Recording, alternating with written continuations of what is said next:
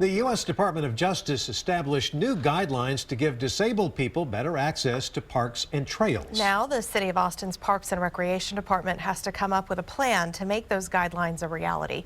KXAN's Amanda Dugan has more.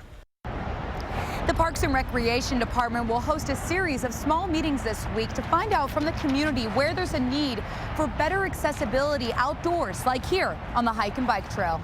The process is still in the beginning phases. The majority of this year will be used to determine which areas and outdoor places need the most attention.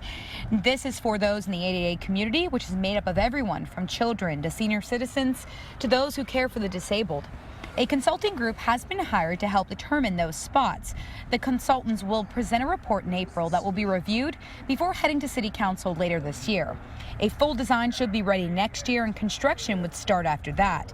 People we spoke with are happy to hear the city is taking steps to make the outdoors more accessible for everyone. I hope that they reach out to more agencies that advocate for individuals with varying abilities.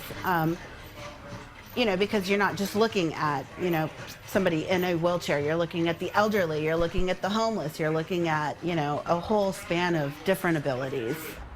The City of Austin also wants to make sure that swimming pools are ADA compliant. Now, within the past 2 years, they've added zero-depth entry at Bartholomew and Deep Eddy Pool.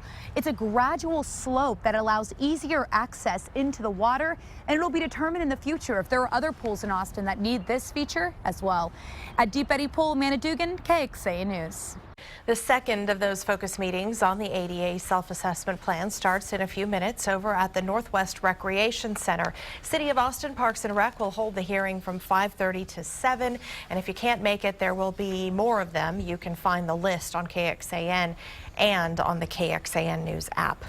Not complying with the Americans with Disabilities Act can bring big lawsuits for companies. Late last year, we told you about John Deutsch and his attorney Omar Rosales. They filed lawsuits against nearly 150 businesses between May and December of last year. Businesses sued, including restaurants, auto mechanics, and a dry cleaner. Those companies told us the two men offered them an ultimatum. If they paid a settlement, they would drop the lawsuit. You can find our Kevin Schwaller's reports in the investigations section at KXAN.com. Well,